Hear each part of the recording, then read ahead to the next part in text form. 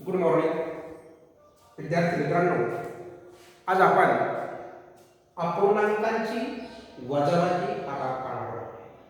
मागच्या तासाला आपण अपूर्णांकांची बेरीज कशी करायची ते पाहिलं होतं. या ठिकाणी अपूर्णांकांची वजाबाकी आपण करू. आता बेरीज आणि वजाबाकी नैसर्गिक संख्यांची असो अपूर्णांकांची असो दोन्हींचे नियम सारखेच आहेत. वजाबाकी करताना पहिल्या संख्येतून दुसरी संख्या वजा करायची, बेरीज करताना दोन्ही संख्या एकत्र मिळवायची आपण पाहिलेलं आहे. आता या ठिकाणी अपूर्णांकांची वजाबाकी कशी करायची आपण बेरीज करताना पाहिलं होतं. अपूर्णांकाचे छेद समान असल्याशिवाय अपूर्णांकाची बेरीज करता येत नाही. या ठिकाणी तसंच आहे.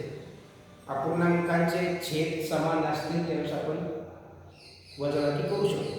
आता इथं पहा, थोडक्यात एक उदाहरण. इथं एक छोटीशी पट्टी आहे पहा, तिचे एकूण 5 भाग केले. 1 2 3 4 5 भाग केले.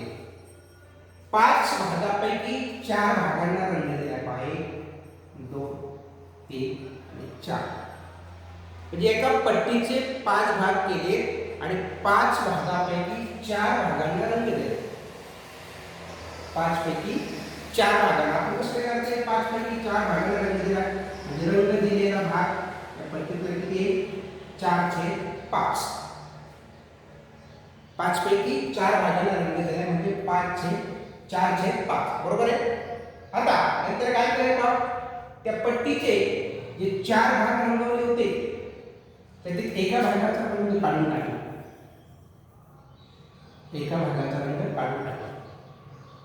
आपल्याला विचारलंय मग किती भाग शिल्लक राहिले रंग दिले? आता एका भागाचा रंग काढलाय म्हणजे किती? 1 2 3 भाग. परंतु इथं काय केलंय पहा, एकाच भागाचा रंग पुसून टाकलाय. किती भागाचा रंग पुसलाय? एका. 5 पैकी एका भागाचा रंग पुसलाय. एका भागाचा रंग काय केला? पुसला. मग या पहिल्या रंग दिलेल्या भागातून नंतर जे पुसला होता तो भाग वजा करायचा. म्हणजे ज्या भागाला रंग दिला ते शिल्लक राहते. हे पाहिजे नाही. 4/5 वजा 1/5 म्हणजे 3/5 असं करा. आता अपूर्णांकाची बेरीज किंवा वजाबाकीचा एक नियम लक्षात घ्यायचा. वजाबाकी करताना अपूर्णांकाची वजाबाकी करताना फक्त अंशाची वजाबाकी करायची. अंशाची वजाबाकी करायची आणि छेदाला काय करायचं? छेद जैसे जसं छेद असेल तसंच लिहून टाकायचा. छेद आहे तोच लिहिणे.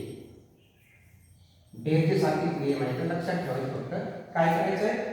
वजाबाकी करताना फक्त अंशाची वजाबाकी करायची आणि छेद जैसे जो छेद आहे तो जसाच्या तसा लिहून टाकायचा. छेदामध्ये काही बदल नाही करायचा. दुसरं आणखी उदाहरण पहा. हे पहा, या ठिकाणी उदाहरण पहा. 7/13 वजा 5/13. 7/13 वजा 5/13. या ठिकाणी देखील काय करायचं आहे?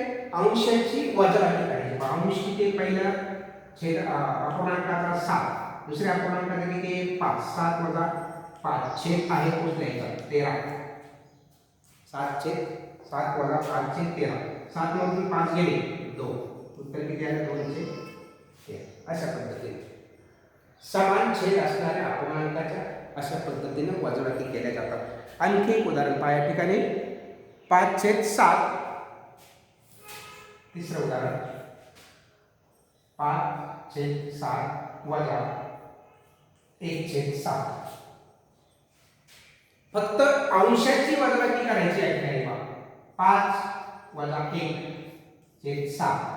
5तून 1 गेला किती राहिले?